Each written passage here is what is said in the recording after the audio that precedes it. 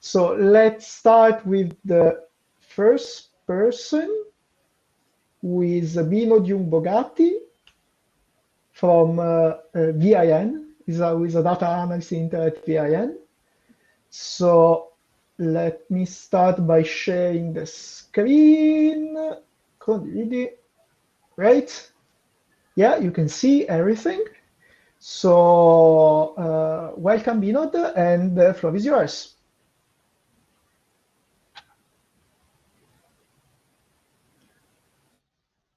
Hi,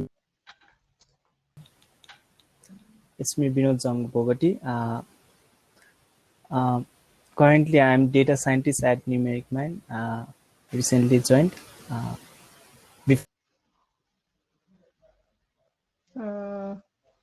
And 3 months back, I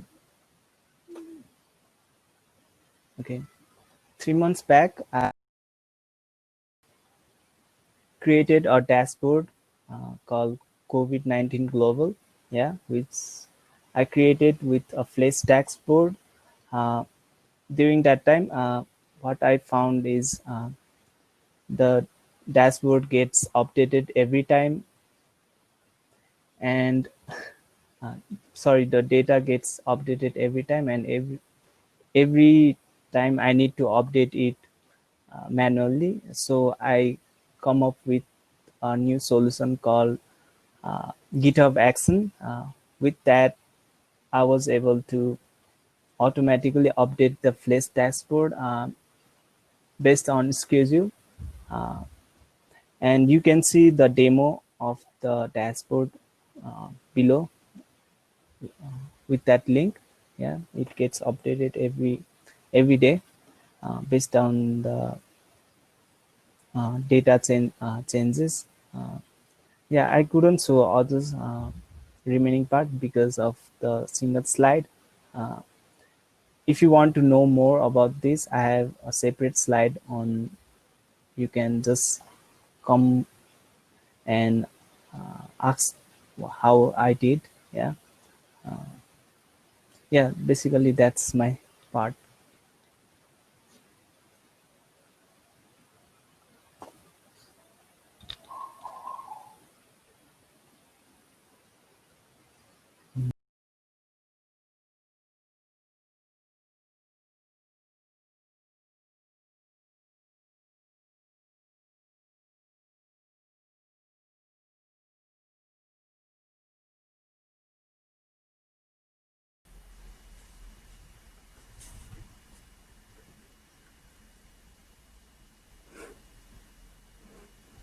Okay, hi everyone. Hopefully you can hear me, you can see me. So, do I wait for Matteo to introduce it? Okay, so again, welcome everyone. Thanks for being here. I will present a project called Ordered Random Forest, which is a joint work with Michael Lechner from the University of St. Gallen. And what we do in this project is twofold. So first, we develop an estimator for ordered choice models. And on the other hand, we provide an R package, which implements this method to enable users to try out this method. So in the econometrics part, we focus on ordered choice models. So we are interested in models where our outcome variable is measured on some ordered scale. And we kind of try to combine here the best of the both worlds. So the estimator that we propose kind of has the flexibility that the machine learning methods usually have, and at the same time is also interpretable as the classical econometric methods. And so to enable practitioners to use this estimator, we provide the R package ORF, where you can estimate the target of interest, which is the conditional probability here, such that the probability that your outcome is equal to one of the ordered classes given some covariates. And to be able to interpret such a model, you are also interested in marginal effects. That means, how does this probability vary with some changes in your covariates X? And in order to be able to kind of assess the uncertainty or the precision of these effects, we also provide an inference procedure which deals with that.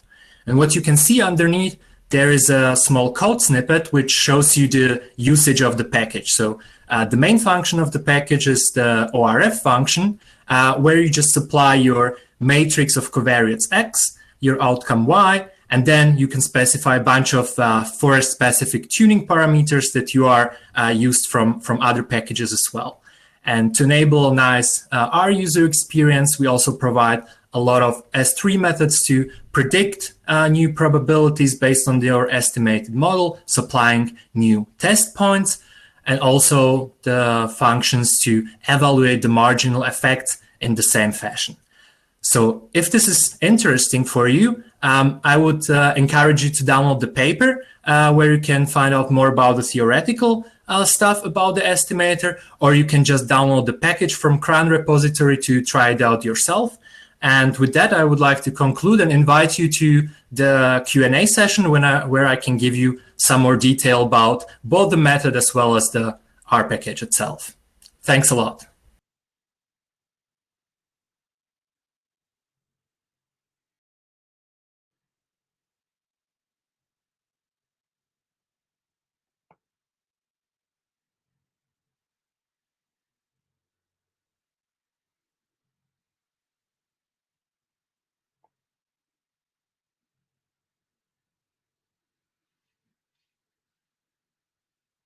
Can I start? Okay.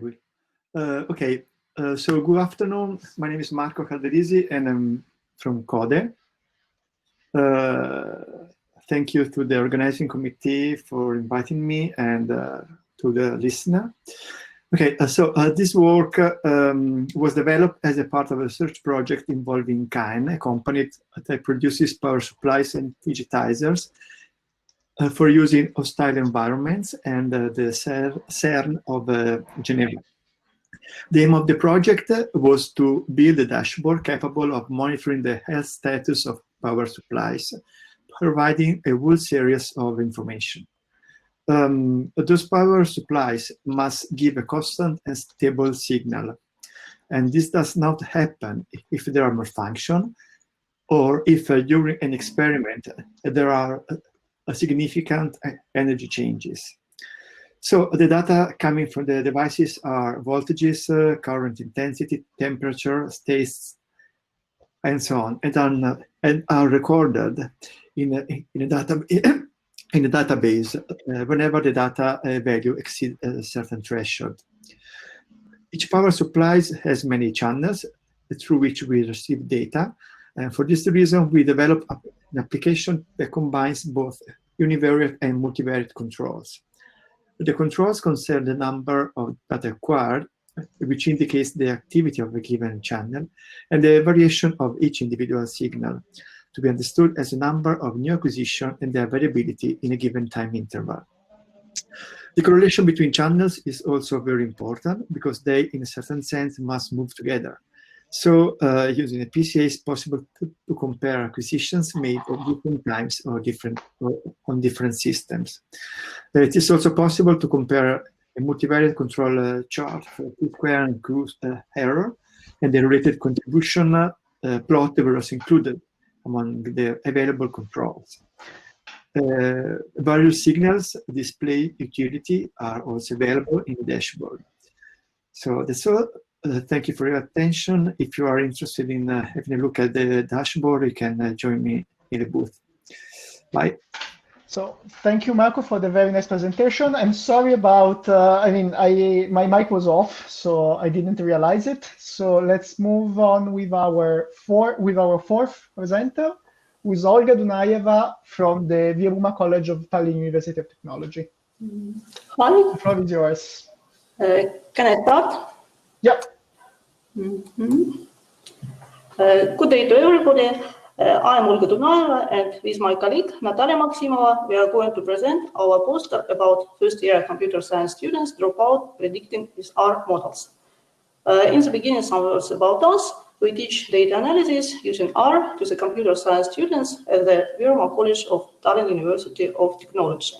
And as you see on this map, our college admits students from different parts of Estonia. As many other technical colleges, our college faces the problem of high students dropout rate. And especially high dropout rate is among first-year students. As it is shown on the diagram below, at last 8 years, average dropout rate for the first-year computer science students was about 43%. And as we deal with students who study computer science, we decided to try to predict first-year computer science students dropout in our college using R and machine learning. We divided our experiments into 2 stages. The main interest was to predict students dropout on the first early stage with data available before the students' enrollment. Numbers of our models were created with different attributes combinations. We used decision trees, logistic regression, support vector machines, and ensembles of these models. But unfortunately, on the early stage, highest accuracy was about 70%. And of course, on the second stage, aiding students' academic performance data available after the first semester improved the prediction accuracy up to 90%. Also, we found most important factors that influencing students' dropout. And for early predictions, these factors are state mass examination results, previous schools' grade point average, and level of previous schools. And we hope that these factors and positive prognosis help identify students who may be at risk group, pay them more attention, and so possibly decrease students' dropout rate. If you're interested in further discussion, you are welcome to join to our poster sessions. Thank you. Thank you, Olga, for the presentation. Let's move to our 5th speaker, who is Olalekan Akintande from the University of Ibadan. So if you can join, the floor is yours.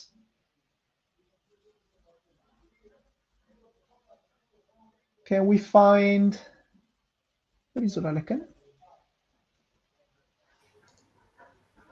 Okay, hi Olalekan. So Yeah, the floor is yours. Everyone. Pardon? The floor is yours. You can start. Oh, thank you. Thank you very much. Good afternoon, everyone. I am Olalekan. I'll be talking about this topic. So I want to close my camera. Okay, thank you. I'm talking about benchmark disjoint data splitting techniques in code validation, a way of assessing the skill of machine learning algorithm. Essentially, this work is based on the controversy that exists in terms of data splitting techniques or arbitrary data splitting in machine learning algorithm. In most cases, we assume or we just arbitrarily pick a data splitting disjoint approach. At times, we pick maybe 50-50, 50 for 20 set, 50 for 10 set, or at times we pick 60-40, at times we pick 70-30, 80-20, or 90-10. So all those concepts are just arbitrary. There is no particular standard of picking the disjoint 20 or test set for model validation. And we know essentially that in code validation, it's at the foundation of machine learning algorithm, in which we only want to see how our model we generalize into an independent data set after we have fit our model. We want to ensure that our model is not overfitting and is not underfitting. So in this work, we look at, can we have a benchmark approach or that splitting techniques in which it will be based on different different sample sizes. For instance, now, if you have maybe, let's say, sample sizes less than 100, sample sizes less than 1,000, 10,000, 100,000, and so on and so forth. What should be our standard or the basis of choosing our splitting techniques? Should we go for 50-50 when it is 100? Should we go for 60-40 when it is maybe above 100? Should we go to 70-30 and so on and so forth? So that's what we did in this work, and we discovered that at some point 50-50 is fine, 60-40, 80-20, 70-30 is fine. So depending on the data on the sample sizes that we are really talking about, then that will tell us which disjoint should we pick. Should we pick 60-40 or 30-40? In the work, we did some proposition in the work, and we did a lot of statistics at the background. So if you'd like to know more about the work, you can join me in the question of the Q&A room so that I can discuss more about it. Thank you very much. Thank you, Olalekan, for the presentation. So let's move on with our 6th speaker, who is Hervé Dakpo from INRAE in France. So Hervé, if you can join us.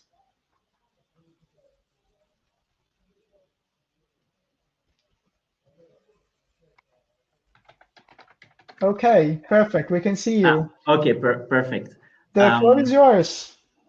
What? The floor is yours. You can thank you. You're welcome. Yeah. So I would like to present a project that's currently under development with few of my colleagues, Yann Desjeux and Laure Latreuf from INRAE. So it's about the package badDEA, which is the short for bad output using data envelopment analysis. So we are all aware that all productive activities generate negative externalities, mostly greenhouse gas emissions, for instance, in agriculture, nitrates pollution. And now we are wondering how we can evaluate the performance of decision-making unit. When I say decision-making unit, I mean firms. How can we integrate those negative externalities while evaluating their performance? So the objective of this package is actually to combine the economic and the environmental performance using a single indicator. So mostly we can use eco-efficiency or pollution-adjusted efficiency. So those indicators can actually help to account for the different trade-off between economics and environment. So a quick overview of existing package in R show that you have a lot of packages that actually deal with performance assessment, but actually none of them systematically work on to deal with bad output. When I say bad output, I mean undesirable output, and can be greenhouse gas emissions and nitrate pollution, as I said earlier. So with badDEA, we kind of want to give a synthetic framework and systematic also, where people can have access to different kind of methodologies. For instance, here on the picture, I give an example of the multiple equation modeling of a pollution generating technologies, taking a simple example of a breeding system. So imagine that you have a farm that uses land, labor, herd, capital, and other costs to produce meat.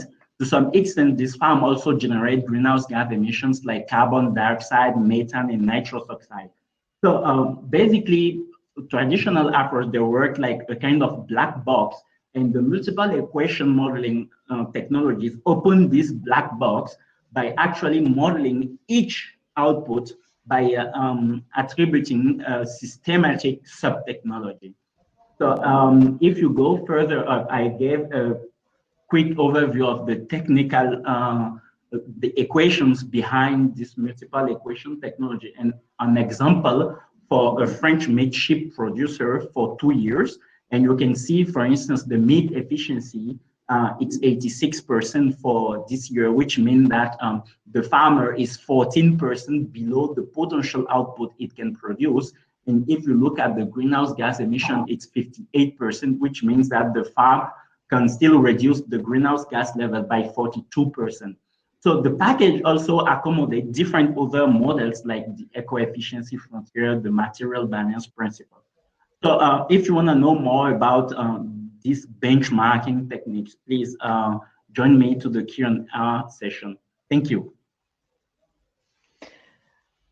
Thank you, Hervé, for the presentation. So we can move on with our last speaker, seventh and last speaker, who is Aurélien Severino. And you can start whenever you want. Thank you so much. You're very welcome. So hi, everyone. In this session, I will introduce you to an R package called CorpFinder. And to go straight to the point, the goal of CorpFinder is to allow one to track and identify companies or corporates. And of course, the easy solution if you want to identify a company is to open a browser and Google it up. Thank you, Captain Obvious. But there is manifestly a variety of situations where this approach is not sufficient simply because it does not scale. And a very good example of such a situation actually is visible in the reinsurance industry, which happens incidentally, but not coincidentally, to be the industry where I work. And why is it so? Well, simply because the most typical example of contracts in the reinsurance industry is a contract which covers the entire portfolio of another insurance. So essentially, it means that in reinsurance, the scope of a contract is a list of companies. And even to be more precise, it is usually a list of several thousands or tens of thousands or hundreds of thousands of companies. Now, if you imagine that you are the person who is responsible for negotiating or concluding such a contract, very obviously, you can imagine that you would be interested in knowing what sort of companies you have in this contract. And it's also very easy to imagine that there is no way on earth you can do this by hand if you have several hundreds of thousands of companies. And so this is sort of the scope or the context in which myself and my team, we needed to develop a package to actually allow record linkage, which is the technical name, which basically means you want to map those companies in an automated way so as to be able to enrich them with information you're interested in. Typically, you may be interested in knowing the industry split of your list of companies and so on and so forth. And in order to do so, actually, you don't need so much. You have two key elements that are of essence. And the first is a reference company repository that is enriched with all those nice information you're interested in. And the second key element is that you need to be able to map your list of companies or your portfolio, call it the way you want, with this reference company repository. And of course, the devil's in the details, and this is the very tricky part of it because real-life data is messy. And if you want to know how you do this in practice and what sort of algorithm you hide behind this, I would be very happy to tell you more during the Q&A session. So I hope to find you there. And with this, I thank you for your attention. So thank you, Aurélien, for the presentation. He was the last speaker of this poster session. You can find the authors of, let me switch on this and stop the sharing on the slides. So he was our last presenter. This was the alarm.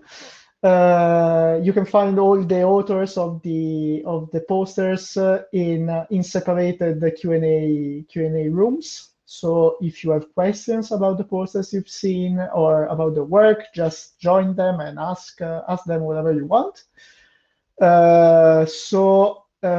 I think this is it. I would still like to thank the organizers of this conference. I would like to thank Filippo for the help, and of course to thank all the people who attended this conference. That has been interesting, and I mean, even if we are each other at our place and we weren't able to travel, I think it has been quite a good experience. So thank you all, and it's been a pleasure being a chair for this conference. So bye everybody.